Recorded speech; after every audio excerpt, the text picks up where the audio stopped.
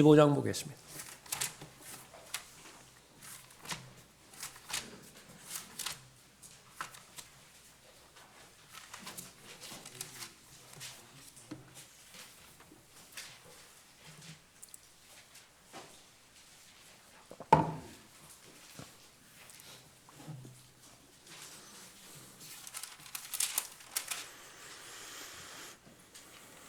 (1절부터) (15절까지) 읽겠는데요. 설교의 제목은 하나님을 위해 열심을 내는 사람입니다. 하나님을 위해 열심을 내는 사람. 이스라엘이 시팀에 거하였는데 그 백성이 모압의 딸들과 더불어 음행하기 시작하였더라. 그들이 자기 신들의 희생제에 백성을 부르니 그 백성이 먹고 그들의 신들에게 절하였더라. 이스라엘이 바알포올에게 가담하였으니 주의 진노가 이스라엘에 대하여 일어나더라. 주께서 모세에게 말씀하시기를 백성의 모든 우두머리들을 잡아다가 태양을 향하여 주 앞에 그들을 목매어 달라. 그리하면 주의 맹렬한 진노가 이스라엘로부터 사라지리라 하시니라.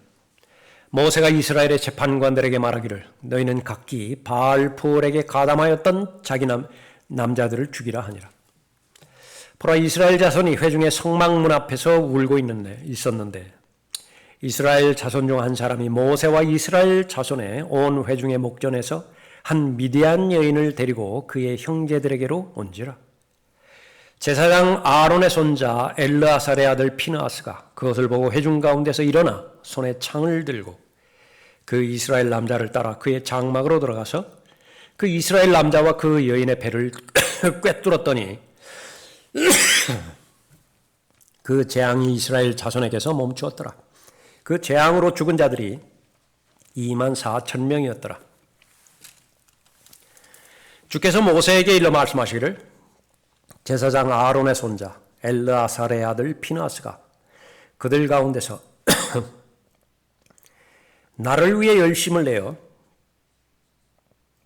이스라엘 자손으로부터 나의 진노를 돌이켰으니 내가 나의 질투심으로 이스라엘 자손을 진멸하지 않았도다. 그러므로 말하라. 보라, 내가 그에게 나의 화평의 언약을 주리라. 그와 그 뒤를 잇는 그의 씨가 그것을 가지리니 곧 영원한 제사장 직분의 언약이라. 이는 그가 그의 하나님을 위하여 열성이 있어 이스라엘 자손을 속죄하였음이라 하시니라. 그때 살해된 이스라엘 사람 곧 미디안 여인과 함께 살해된 자의 이름은 시므리니 살루의 아들이요 시몬인들 가운데서 주요 가문의 한 고관이며 살해된 미디안 여인의 이름은 코스비니 수르의 딸이라. 수르는 백성을 다스리는 우두머리로 미디안 주요 가문에 속했더라. 네, 기도하겠습니다. 아버지 하나님, 마음으로 하나님을 사랑하는 하나님의 자녀들이 하나님께서 섭리 가운데서 보존해 주신 귀한 하나님의 말씀 한글 킹제임 성경을 자신의 믿음과 실행에 있어서 최종 권위로 삼고 실행하며 늘 그 말씀을 통하여 하나님께 영광을 돌리도록 최선을 다하는 그 삶을 주님께서 알고 계십니다. 또 그 삶을 보호해 주시고 복 주시니 감사를 드립니다. 오후 경배의 이 귀한 시간을 통해서도 다시 한번 하나님의 말씀에 대한 애착을 점검할 수 있도록 인도해 주십시오. 말씀이 각자의 마음 가운데서 귀히 역사하시는 증거를 모두가 다 소유할 수 있도록 인도해 주십시오. 하나님의 말씀 안에는 하나님의 성품과 하나님의 덕목이 담겨져 있습니다. 하나님의 말씀은 곧 하나님 자신이기 때문에 그렇습니다. 하나님의 말씀의 성품을 우리가 잘 본받고 또 내주하시는 성령 하나님의 생각과 인도하심에 복종하고 순종함에 따라서 하나님께서 원하시는 말씀의 사람 되도록 인도해 주십시오. 오후 시간에 전파되는 말씀을 통해서 귀한 깨달음을 주시고 새로운 각오를 다지게 해 주시며 또 다시 한번 주님 앞에 드려졌다는 헌신이 재확인되어지는 복된 시간 되도록 인도해 주십시오. 주 예수 그리스도 이름으로 기도드렸습니다. 아멘. 이스라엘 자손을 하나님께서 선택하시고 하나님께 거룩한 백성이라 말씀해 주셨습니다. 하나님 자신을 위해서 독특한 백성이 되게 하신다라고 하는 말씀하셨습니다. 그것이 하나님에 대한 사랑의 열거예요. 사랑의 표현은 무엇이냐? 이스라엘 너희는 내게 있어서 거룩한 백성이다. 이스라엘 너희는 나의 특별한 백성이 되었다. 그것은 바로 조상들에게 한 맹세로부터 시작되었다라고 계속해서 반복해서 말씀해 주십니다. 그래서 이스라엘 백성은 하나님의 구속의 대상입니다. 어느 여건과 상황에서든지 하나님께서 빼내 오시는 것이에요. 이집트에 노예 생활이 있었죠. 빼내 오시는 것입니다. 아시리아에 의해서 다 뿔뿔이 흩어졌고 바벨론에 의해서 나라가 최종적으로 멸망당했죠. 다 빼오는 것입니다. 2000년 전에 살았던 땅, 갑자기 2000년이 흐른 다음에 자신의 땅이라고 주장합니다. 또 한편에서는 2000년 동안 살아왔던 땅, 100년도 아니고 200년도 아니고 2000년 동안 살아온 땅, 이것이 자신의 땅이 아니면 누구의 땅이냐고 지금 충돌이 벌어졌죠. 그런데 그것이 성경의 역사예요. 그러면 누구의 싸움이, 하나님께서는 누구의 편을 드시는 것이냐? 세상의 의견과는 상관없이 이스라엘 편을 드시는 것입니다. 2000년간 여기 비어있다 하더라도 그 주인은 변한 적이 없어요. 그냥 다른 객체들이 와서 자기네 땅이라고, 자기 땅이라고 그렇게 우기고 그냥 주저앉았을 뿐입니다. 그것이 바로 종의 집에서 너를 구속하셨다. 최종적으로 러시아에서 남은 유대인들을 다 복귀시킬 것입니다. 예언의 말씀 그대로, 한 말씀 한 말씀 그대로 문자적으로 실현이 돼서 천년 왕국에 이스라엘에게 메시아의 왕국을 회복할 거예요. 그동안에 이스라엘이 한 짓은 죄를 짓는 일이었습니다. 죄밖에 짓는 일이 없어요. 가장 가까운 아브라함과 이삭과 야곱, 얼마 되지도 않았는데요.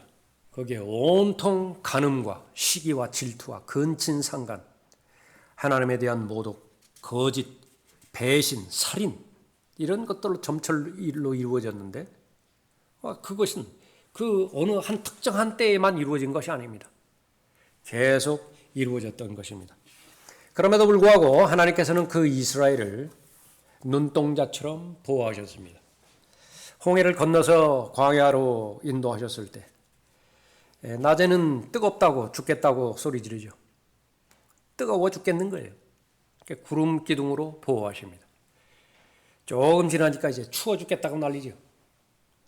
불 기둥으로 인도를 하는 것입니다. 따뜻하게 잘 보호를 해주시는 것입니다. 배고프면 배고프다고 만나 내려주시고요. 목마르면 목마르다라고 부르짖죠. 반석에서 물을 내려주시는 것입니다. 부족하면 더 말하라고 말해요. 이스라엘의 하나님에 대한 반응은 불순종, 반역, 모반, 그것뿐인 것입니다. 그 절정에 이르는 사건 가운데 하나가 오늘 읽은 본문 말씀인 것입니다. 바로 영적인 실패와 또 그 실패로 말미암은 하나님의 심판의 한 장면을 보는 것입니다. 여기에서 우리가 만나는 한 인물은 피느하스라고 하는 영웅입니다. 나를 위해 열심을 내는 사람이라 그렇게 부르고 있죠. 하나님께서 좋아하시는 사람, 약해 빠진 사람은 하나님께서 결코 좋아하지 않습니다. 버리신다는 말이 아니에요. 그러나 우리는 욕심이 있습니다. 버림받는 것이 아니라 하나님께서 좋아하시는 사람이 되었으면 좋겠어요. 강한 사람이 되십시오. 강한 사람이 되세요. 하나님께서 좋아하시는 사람, 하나님을 위해서 미워할 수 있는 사람입니다. 하나님을 위해서 적개심을 품고 적의로 가득 찬 상태에서 분노를 폭발할 수 있는 사람. 나는 하나님을 위해서 전혀 화를 내본 적이 한 번도 없다. 나는 하나님 편에 서서 증오심을 표현해 본 적이 한 번도 없다. 다시 한번 재고해 보세요. 여러분의 믿음이 없다고 하는 것은 아닙니다. 그러나 초신자 단계에서 계속 머물러 있는 것인지 정말로 그 단계를 극복하고 하나님의 동역의 편에 서서 서 있는 것인지 알아야 되는 것입니다. 하나님께서 좋아하시고 또 하나님께서 기뻐하시는 사람, 그것은 바로 열정이 있는 사람입니다. 열심이 있는 사람이에요. 돈에 대해서 욕심이 있습니까? 돈에 대해서 열정이 있습니까? 세상이 좋아하잖아요. 공부 욕심이 있는 사람, 공부에 대해서 아주 승부욕으로 가득 차 있는 사람, 세상이 원하는 사람 아니에요?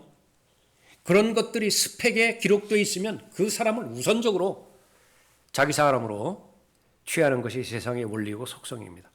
그러나 그것은 보장이 없어요. 정말로 행복한 것인가? 정말로 영원한 것인가? 반면에 하나님께서 보장하시는 것이 있는데 같은 열정이라고 하는 단어를 쓴다 하더라도 하나님을 위한 열정인가? 하나님을 위해서 집중하고 하나님을 위해서 몰입하는 것인가? 그러면 그 결과는 하나님께서 영광 받으신다고 약속을 하시는 것입니다. 하나님 앞에 내가 반문을 할 수 있습니다. 나는 왜 죄에 대해서 비진리에 대해서 또 하나님의 말씀을 공격하는 다른 대상에 대해서 증오심이 그렇게 없는 것입니까? 왜 적개심이 없습니까? 그러니까 진지하게 기도해 보십시오. 그 문제에 대해서만큼은 반드시 알려주세요. 예. 나는 내 자신의 육신에 행하는 모든 부분들에 대해서 다른 사람이 하는 잘못된 행동, 비정상적인 것은 눈에 그렇게 쉽게 들어와서 그렇게 날카롭게 정확하게 판단 내리고 정죄를 하는데 왜 나 자신에 대해서는 그렇게 너그럽고 관대하고 한없이 포용을 베푸는 것입니까? 그러니까 참다운 믿음을 소유하기 위해서는 반드시 하나님 앞에 반문해야 되는 그런 부분들이죠. 예. 오늘 본문 말씀은 그러한 부분들을 제시해 주는 것입니다. 하나님을 위해 열심을 내는 사람, 그 첫 번째 증거는 바로 죄의 본질을 분명히 인식하는 사람입니다. 죄의 본질을 분명히 인식하는 사람이에요.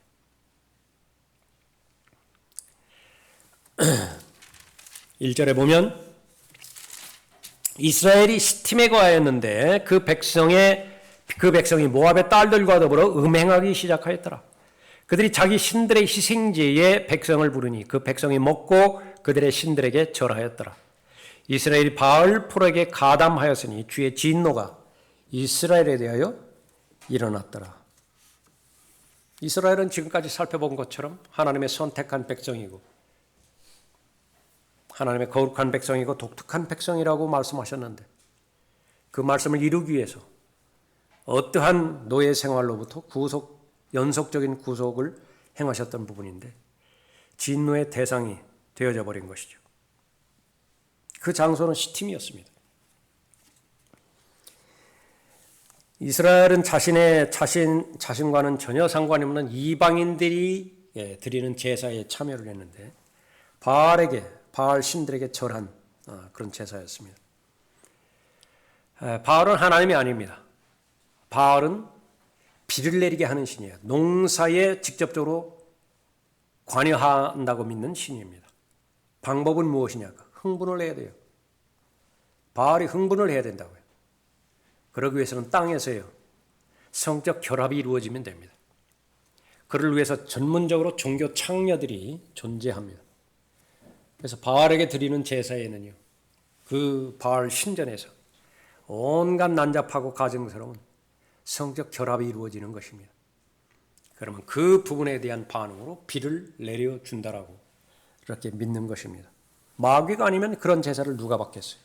근데 여기에 바로 이스라엘이 바알푸올에게 가담하였다 말합니다. 가담하였다라고 하는 말은 조인했다라고 하는 말인데요. 이것은 아담이 이브와 결합했다 그 말하고 똑같은 말입니다. 에베소서 5장에서 남편과 아내가 한 몸이 된다라고 하는 말과 똑같은 말이에요. 그러니까 아닌 게 아니라 이스라엘 남자들이 바로 바알 신전에 있는 종교 창녀들과 몸을 섞어버린 거예요. 하나가 된 것입니다. 가담해버린 것이라고요. 그것이 바로 육체적으로는 간음이요. 또 영적으로는 하나님 앞에 마땅히 경배 드려야 되는 이스라엘이었음에도 불구하고 바알 신전의 경배함으로 인해서 영적 간음을 벌이게 된 것이죠. 이 배경에는 발람 선지자라고 하는 선지자가 시작이 됩니다. 바로 이제 민수기 24장에서 미디안 왕 발락이요. 종교인을 하나 고용을 했는데 돈 주고 고용을 했어요. 그 사람 이름이 발람이었죠. 목적은 이스라엘을 저주하라. 이스라엘을 저주하라. 왜 자신은 이스라엘을 저주하지 못합니까? 자신은 무당이 아니에요. 한 무당을 불러온 거예요. 그러나 하나님께서는 개입하셔서 발람이 이스라엘을 저주하지 못하도록 하셨죠. 왜 그렇습니까? 저주의 대상이 아니에요. 복의 대상이기 때문에 그렇습니다. 복과 저주를 동시에 받을 수는 없어요. 하나님 편에서. 하나님께서 복을 주시면 복이고요. 저주를 주시면 저주인 것입니다. 하나의 기막힌 교리가 하나 있었습니다. 직접적으로 이스라엘을 저주할 수는 없지만 이스라엘이 스스로 저주받는 상황으로 몰아가게 할 수는 있어요. 그것을 가르쳐 준 것입니다. 우상에게 제물을 놓고 또 우상 앞에서 음행하도록 하게 된다라고 한다면 그것은 이스라엘이 스스로 무너져버리고 저주 가운데 빠지는 것입니다. 그것을 발람의 교리라고 말을 합니다. 요한계시록 2장 14절에서. 결국은 그렇게 됐어요. 안타깝지만은 그것은 발람의 교리는 그대로 먹혀 들어가게 되었던 것입니다. 오늘날 우리가 살아가고 있는 이 세상 전혀 다르지 않습니다. 하나님을 버리고 세상을 사랑하고 죄와 더불어서 춤추는 자들, 희희낙낙하는 자들, 그것은 본문에 있는 것처럼 불같은 하나님의 진노의 대상입니다. 기다리고 있는 것은 오직 하나님의 심판의 결과 죽음뿐인 것을 알아야 되는 것이죠. 이 심판은 신속하고 즉각적으로 진행이 되었습니다. 그것은 너무나 가혹한 심판이었어요. 4절 보십시오. 주께서 모세에게 말씀하시기를 백성의 모든 무리들을 잡아다가 백성의 모든 우두머리들을 잡아다가 태양을 향하여 주 앞에 그들을 목매어 달라. 그리하면 주의 맹렬한 진노가 이스라엘로부터 사라지리라. 누군가가 죽어야 돼요. 누군가가 처형을 당하고 누군가가 진노의 그릇에 하나님의 진노가 담겨져야 됩니다. 그러면 하나님의 진노가 그쳐요. 모세가 이스라엘의 재판관들에게 말하기를 너희는 각기 바알포올에게 가담하였던 자기 남자들을 죽이라 하니라. 9절도 보십시오. 그 재앙으로 죽은 자들이 24,000명이었더라. 이 사건이 얼마나 컸으면 신약에서도 그대로 또 한 번 인용을 하죠. 백성의 모든 우두머리들이 있습니다. 이 사람들 잘못이에요. 잡아다가 죽이는데 죽이는 방법이요. 태양 앞에서 목매달아 죽여버리는 것입니다. 그래야 하나님의 진노가 이스라엘에서 사라져요.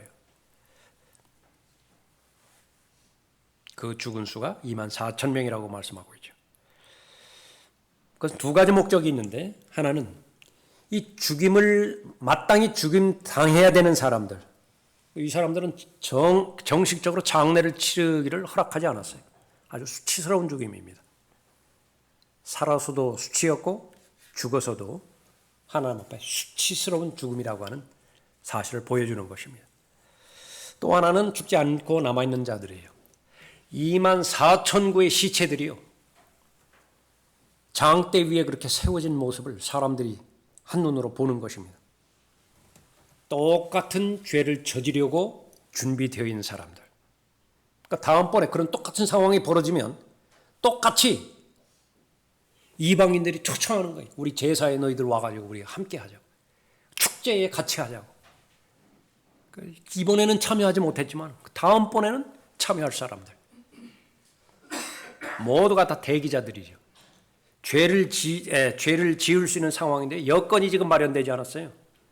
돈이 없다든지 건강이 따라주지 않는다든지 다른 사람에게 들켜서는 안 되는 그런 긴급한 긴박한 상황에 처해 있든지 그런 것들 때문에 죄를 짓지 못할 뿐이에요. 그런데 그런 것들만 사라지면 얼마든지 죄 지을 수 있어요.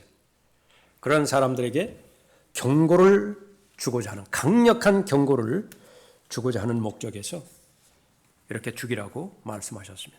예수 그리스도 없이 죽는 모든 죽음, 그것이 화평스러운 죽음이었든지 간에 얼마나 행복한 죽음이었든지 간에 덕을 끼치는 죽음이었든지 간에 그것은 바로 하나님의 영광으로부터는 모두가 다 분리된 채 지옥에서 영혼을 보내게 되자는 저주의 죽음인 것입니다. 죄의 대가는 그대로 남습니다. 많은 그리스도인들이 구원받은 이후에라도 죄를 짓게 되지면 그 죄는 고스란히 몸이 다 받아냅니다.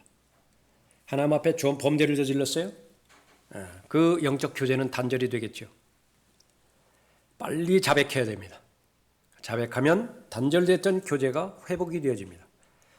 그러나 몸에 입은 데미지는 회복이 되지 않아요. 그것은 안고 가야 됩니다. 그대로 안고 가는 거예요. 죄의 삭은 사망이라. 그렇게 하나님을 사랑하고 또 하나님 앞에 충성된 삶을 살았던 바울은 죽음으로 맞았죠. 왜 죽었어요, 바울이? 죄 때문에 죽은 거예요. 단호해야 됩니다. 죄 때문에 죽은 거예요. 수많은 사람들이 순교의 삶을 살다가 순교자로서 죽었죠. 왜 죽은 거예요? 죄 때문에 죽은 거예요. 다만 자신의 죄 때문만이 아니라 하나님을 위해서 자신의 생명을 스스로 내어놓고 믿음을 포기하지 않았기 때문에 그 죽음을 죽은 것이죠. 이제 죄 문제가 영원히 완벽하게 온전하게 해결되어지는 세상에서 우리는 존재하게 될 것입니다. 그때는 죽음이 없어요. 절대로 죽음이 없어요. 그때는. 그러나 이 지상에 사는 동안에는 죄는 반드시 몸으로 감당할 그런 결과를 가져오게 되어지는 부분입니다. 사람들은 근시한 적이 있기 때문에 자신의 육체의 고통이 다가오는 것, 그것을 가장 큰 것으로 보지만은요. 오전에도 잠깐 스트레스에 대해서 살펴봤었죠. 정말로 죽이는 것은요. 무슨 몸에 염증이 있어서 죽이는 것이 아니에요. 스트레스가 죽이는 것입니다. 그 사람을. 정신적으로 고문을 하고 죽이는 것이에요. 사람이 우울하고요. 얼굴이 밝지 못하고 그리고 긍정적이지 못하고 조금만 그렇게 뾰족한 부분이 있으면은 금방 불평과 불만으로 일삼고 죄의 수치심 때문에 그래요. 죄가 가져다주는 죄책감 때문에 그런 것입니다. 그럼 반드시 혼에도 흔적을 남겨요. 하나님 앞에 범죄했다고 한다면. 하나님을 향해 열심을 내는 사람, 그 사람의 특징은 뭐냐면 죄에 대해서 깊이 공부한 사람입니다. 죄의 본질이 무엇인지를 알아요. 죄가 끼치는 영향력, 그것을 너무나 정확하게 잘 아는 것입니다. 어릴 때부터 좋은 교육을 받아왔습니다. 그 좋은 교육을 실행할 수 있는 좋은 분위기에서 잘 자라왔어요. 술, 담배 웬만해서는 중독되지 않을 거래요. 더 나아가서 무슨 약물이라든지 그런 거 마약이라든지 그런데 쉽게 중독되지 않을 거예요. 오늘날에는 많이 그 기준이 흐려져 버렸지만은 결혼 전에 쉽게 영적인 순결 또 육체적인 순결 그거 저버리지 않을 거예요. 그거는 함부로 하죠. 그럼 함부로 할 수 있는 것은 본인 자유라고요. 그러나 하나님을 위해서 열심히 있는 사람, 그것은 자신을 통제할 수 있는 사람이고 자신을 하나님 앞에 온전히 맡기는 사람인데 하나님을 두려워하는 것만큼이나 죄를 무서워하는 사람입니다. 하나님이 얼마만큼 영향력을 끼칠 것인지에 대해서 아는 것만큼 죄가 자신에 대해서, 자신의 주변에 대해서 얼마만큼 영향을 끼칠 것인가 그것을 잘 아는 것이에요. 아담은 하나님에 대한 두려움이 전혀 없었어요. 죄를 짓는 것에 대한 인식이 전혀 없었던 것입니다. 그냥 단순히 지적 호기심 하나? 정말 그럴까? 그럴 수도 있겠다? 그것이 얼마만큼 엄청난 저주를 가져왔는지 그것이 인류의 역사를 통해서 잘 아는 것입니다. 모든 이스라엘 사람들이 참회하고 또 회개하고 하나님 앞에 기도하고 있죠. 그 중에서도 그렇게 거룩한 상태에서도요. 도저히 상상할 수 없는 끔찍한 일이 일어날 수 있는 것이 바로 죄가 가져다주는 영향력입니다. 6절 보십시오. 보라 이스라엘 자손이 회중의 성막문 앞에서 울고 있었는데 이스라엘 자손 중 한 사람이 모세와 이스라엘 자손의 온 회중의 목전에서 한 미디안 여인을 데리고 그의 형제들에게 온지라. 공개적으로 왔다고 말이죠. 숨어서 죄를 짓는 것도 가슴이 벌렁벌렁한데 한번 볼 테면 보라고 공개적으로 드러난 죄를 지어버리는 것입니다. 14절 보십시오. 그때 살해된 이스라엘 사람 곧 미디안 여인과 함께 살해된 자의 이름은 시므리라. 특별하게 이 이름이 그렇게 기록되는 것이 쉽지 않을 텐데요. 이 이름이 기록이 됐어요. 시므리라고 하는 이름이 여기에 기록이 된 것입니다. 신분이 또 대단해요. 살루의 아들이요 시므온인들 가운데서 주요 가문의 한 고관이며 우두머리라고요. 이 사람이. 그러니까 나중에 인구 조사할 때 보면 수가 확 줄어 있습니다. 시므온 지파의 수가. 그러니까 이 영향이 큰 거예요. 살해된 미디안 여인의 이름은 코스비니. 이것도 참 특이하죠. 이방인 여인의 이름이 기록이 돼요. 코스비야. 이 사람의 위치도 대단합니다. 수르의 딸이라. 수르는 백성을 다스리는 우두머리로 미디안 주요 가문에 속했더라. 오늘날로 말하면 사람들의 동경의 대상이 되어지는 그 최고 권력, 최고 명예, 최고 재벌, 이 사람들끼리요 음행이 저질러 버린 거예요. 특별한 사람들이기 때문에 보통 사람들이 저지르는 간음으로 가져오지 않습니다. 사람이 이름을 붙이죠. 스캔들. 들어보셨어요? 미화시켜주는 거예요. 그러니까 봐주는 것입니다. 당신들은 얼마든지 그런 죄를 범할 자격이 있는 사람들입니다. 이스라엘 온 백성이 깊은 후회의 감정 속에서 기도하고 있는 것인데, 그리고 동시에 수천 명, 2만 4천 명의 남자의 그 시체가 막대기에 꽂혀가지고 태양 앞에 질비하게 늘어서 있는 것인데, 그 상황 한복판으로 시므리가 미디안 여인 코스비라고 하는 여인을 데리고 함께 들어오는 것입니다. 목적은 하나예요. 음란한 관계를 맺기 위해서. 사람의 타락이 어디까지 가는 것이냐 보여줄 수 있는 하나의 부분이죠. 우리가 하나님의 말씀을 읽을 때에 성경에서 곳곳에서 죄의 다양한 목록들이 제시가 되어지죠. 로마서 1장에서 마가복음 7장에서 아주 깊은 죄의 목록까지 있는데, 지금 해당되는 죄도 있고 해당되지 않는 죄도 있어요. 우리가 구분해야 되는 것은 해당되어지는 죄는 내가 죄인임을 인정하는 것입니다. 아직까지 해당되지 않는 죄는 어떻게 돼요? 거기에 불을 붙이지 않은 거예요. 거기에 불만 붙이면요 그냥 폭발해버린다고요. 그래서 그런 면에서는 쉽게 다른 사람을 판단해서는 안 되는 영역들이 있습니다. 그 죄가 어디까지 갈 것이냐? 여기까지 갈 때까지 가는 것입니다. 예배 한복판에서도 범죄가 일어날 수 있고요. 하나님 앞에 찬양을 불러드릴 때도 마음 깊은 곳에서 바로 하나님을 불쾌해 드리고자 하는 그런 악에 해당되는 죄가 얼마든지 벌어질 수 있다고 하는 사실을 아는 것입니다. 오전에도 잠깐 살펴봤습니다만 30년 전, 40년 전 그건 누구나가 숨겨야 된다고요. 그 일들은 정말 공견하게 다 드러내요. 아니 그 부분들을 넘어서서 자랑하기도 합니다. 그래서 웬만한 능력이 없는 사람은요, 웬만한 능력이 없는 사람은 간음도 저지르지 못해요. 간음도 능력이 있어야 저지른다고요. 부러워한다고요. 뭐 돈이 있어야 무슨 간음을 저지르지. 그 능력이 있어야 음행을 저지르지. 지금 그런 시대에 살아가고 있습니다. 적은 누룩이 온 반죽을 부풀게 하느니라. 포도농쿨을 망치는 것, 그것은 거대한 사자가 아니라고.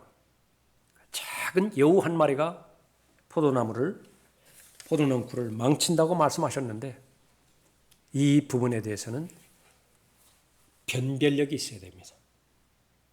몸이 소중해 잘하는 것입니다. 그만큼 마음과 정서가 깃드는 혼이 더 중요하고요. 그것을 전체를 주관하고 있는 영이 훨씬 더 중요하다고요. 암세포 하나만 발견됐다고요. 무슨 기계 동원해가지고 찍어봤더니 암이라고 발견됐다. 모든 거 중단하죠. 거기에만 매달립니다. 거기에만 집중한다고요. 그것은 반드시 의미가 있어야 돼요. 그 노력에는 반드시 의미가 있어야 된다고요. 그것만큼이나 혼에 대해서 몇 갑절 더 관심을 가져야 되죠. 그보다는 더 몇 갑절 영에 대해서 관심을 가져야 됩니다. 보호를 해야 돼요. 예. 왜 당뇨발이면은 잘라내는 거예요? 왜 그 발등을 잘라내는 것입니까? 더 소중한 것이 있다고요. 더 소중한 것이. 폐가 더 소중하고 심장이 더 소중한 것이라고요. 그러니까 희생해야 될 것을 알아요. 그래서 잘라내는 것이라고요. 사람이 영과 혼과 몸으로 이루어지는 것인데 그 변별력조차 없는 것이 바로 죄로 물든 바로 죄인들인 것입니다. 결코 가볍게 다루어서는 안 되는 것 죄입니다.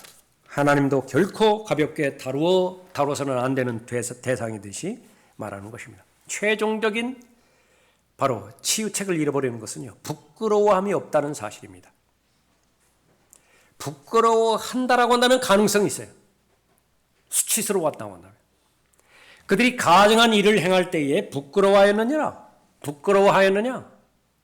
아니라. 하나님이 묻고 대답하십니다. 그들은 조금도 부끄러워하지 아니하였고 얼굴도 붉히지 않았도다. 그러므로 그들은 넘어지는 자들 가운데 넘어질 것이요 그들이 감찰의 때에 버려지리라. 감찰은 하나님 만나는 때, 하나님의 방문하는 때예요. 그때 버려지리라. 주가 말하노라. 에레미야 8장 12절의 말씀인 것입니다. 하나님을 위해 열심을 내는 사람은 하나님께서 찾으십니다. 좋아하는 사람이에요. 왜 기록이 됐습니까? 여러분 모두가 다 하나님을 위해서 열심을 내는 사람이 되라고 말입니다. 죄에 대해서 분명하게 인식하는 사람이고요. 두 번째로는 단호한 올바른 행동을 즉각적으로 하는 사람입니다. 7절을 보십시오. 제사장 아론의 아들 엘르아살의 아들 피느하스가 그것을 보고 회중 가운데서 일어나 손에 창을 들고 그 이스라엘 남자를 따라 그의 장막으로 들어가서 그 이스라엘 남자와 그 여인의 배를 꿰뚫었더니 그 재앙이 이스라엘 자손에게서 멈추었더라. 피느하스는 관망하지 않았습니다. 타협하지 않았고 해야 할 바를 연기하지 않았습니다. 시므리의 신분, 코스비의 높은 사회적 지위, 그것이 하나님의 심판을 비껴갈 것이라고 그렇게 생각해 주지도 않았던 것입니다. 죄를 처리하는데 그것은 본인이 처리해야 된다라고 확신을 가졌던 것이죠.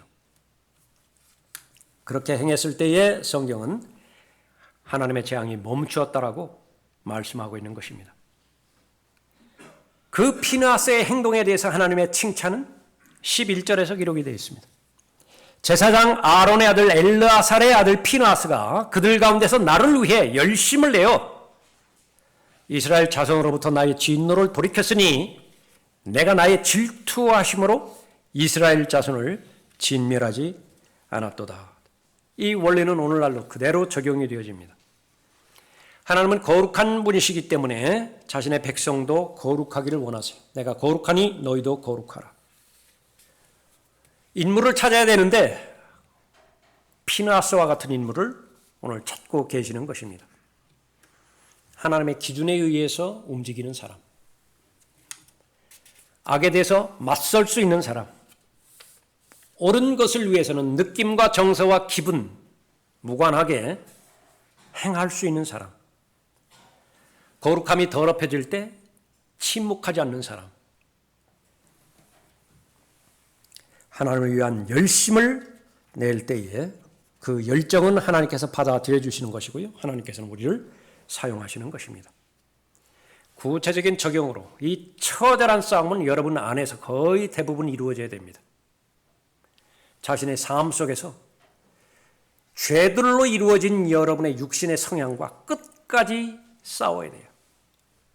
빌리 선데이가 한 말로 기억을 하고 있는 것인데 죄와 맞서 싸우다가 안 되면은요 이마로 들이받으라고 한 것입니다. 그래도 한다면 주먹으로 치고요. 그마저도 이용할 수 없으면은 이빨로 깨물어 물으라고 했다. 이빨이 다 빠지면 잇몸으로라도 물어 제끼라고. 목숨이 붙어 있는 한 절대로 양보하지 말고 죄와 맞서 싸우라고 그렇게 말했습니다. 인생은 시험과 유혹, 또 마귀가 쳐놓은 미끼와 함정으로만 점철되어 있습니다. 온통 지뢰밭이 빛이 제시되지 않는 한 우리는 안전한 길을 걸어갈 수가 없는 것이지요. 죄가 존재하는 목적은 무너뜨리기 위함입니다. 패배시키기 위함이에요. 죽이기 위함인 것입니다. 그렇게 우리는 매일매일마다 자신 안에 있는 육신과 전쟁을 벌여야 되는 것이고요. 그 전쟁을 벌일 때 승리의 관건은 단 하나입니다. 기록된 말씀을 믿기만 하면 돼요. 기록된 말씀을 믿기만 하면 됩니다. 내 육신의 정욕과 욕정, 그것은 십자가에 이미 못 박혀 있어요. 지금 그것이 느껴지든 느껴지지 않든지 간에 그 사실을 알고 소리내서 말하고 마음으로 믿고 거기까지만 하라고 말이에요. 진심으로. 마찬가지로 로마서 6장에서도 제시하기를 예수 그리스도께서 십자가에 달려 돌아가셨을 때 처음에는 잘 몰랐지만은 그 이후에 아는 것은 내 육신도 함께 십자가에 처형되었다라고 하는 것이죠. 그 역사적 사실을 알고 그것을 내 개인의 사실로 가져오고 여기고 그리고 그 다음에 내 지체들을 하나님 앞에 드리라는 것입니다. 그러면 이기는 것이에요. 열심히 있는 사람이고 열정 있는 사람인데 하나님께서 기뻐하시는 사람입니다. 진리를 위해 싸워야 되는 사람이에요. 어제군요. 그 사직동 야구장 앞에 거리 설교를 하러 가는데 예상대로 막 인산인해를 이루었습니다. 차가 이중으로 주차가 되어 있고 가서 이렇게 거의 가까이다 가는데 거기 이미 진을 치고 있는 무리들이 있어서 여호와의 증인들입니다. 아주 그런 거 보면 끈질겨요. 정말로 열정 그거 하나만 본다고 한다면 상 받아야 돼요. 그 사람들이. 가판대 처리해 놓고 뭐 무료 성경 공부 그러고서 뭐 파수대 포함해가지고 질러하고 잠깐 기도하고 이제는 하나님 앞에 기도를 하고 설교를 했는데 그러니까 설교가 이제 몇 편 있잖아요. 그 가운데서 예수 그리스도는 다름 아닌 하나님 자신입니다. 계속 그 부분에 초점을 맞춰서 했고요. 아무리 많은 종교적인 열심이 있다 하더라도 종교적으로 흠이 없다 하더라도 예수 그리스도를 하나님으로 믿지 않으면 모두가 다 하나님의 심판의 대상이고 저주의 결과로서 지옥에서 영원한 고통을 받습니다. 또 하나 메시지는 지옥은 사람이 만들어 놓은 곳이 아닙니다. 지옥은 본래 사람을 보내기 위해 만들어진 곳이 아닙니다. 지옥은 무덤이 아닙니다. 그래서 어떠한 반감이라든지 어떠한 방해가 있을 것인지 그건 몰라요. 그러나 성령으로 충만한 사람이라고 한다면 우리 기도했으니까 성령으로 충만해지게 해주셨을 거 아니겠어요? 그건 말씀으로 충만한 것이라. 그러면 그때에 가장 적합한 말씀이 무엇인가? 많은 사람에게도 필요하지만은 그러나 그들 역시 마찬가지로 소경의 인도함을 받는 소경들이에요. 둘 다 망하는 사람들이라. 정확하게 제시를 해주었기 때문에 적어도 그 앞에 있었던 네 사람만큼은 변명의 여지가 없습니다. 그보다 더 정확하게 복음을 들을 수는 없을 거예요. 정확하게 예수 그리스도의 보혈의 능력이 어떤 것인지 그것을 듣지는 않았을 것입니다. 확신이 있습니다. 내가 다른 부분에 있어서는 미약한다 하더라도 적어도 진리에 있어서는 복음에 있어서는 하나님 앞에 열심을 품었기 때문에 열정적으로 행했기 때문에 하나님께서 영광 받으셨다고 말입니다. 하나님을 위해 열심을 내는 사람, 죄의 본질을 인식하는 사람이고 하나님 편에 서는 사람이고 마지막 세 번째로 그 사람은요 하나님 자신을 위해 일어나는 사람입니다. 10절 보십시오.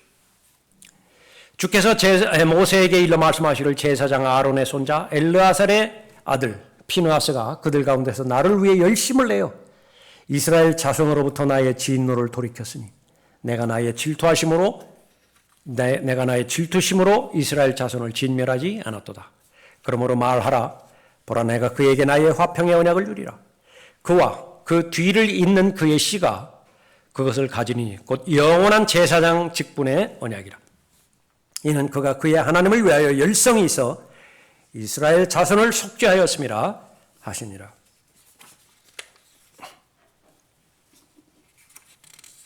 하나님을 위해 열성이 있는 사람, 첫 번째 복은 하나님의 임재하심을 누리는 복입니다.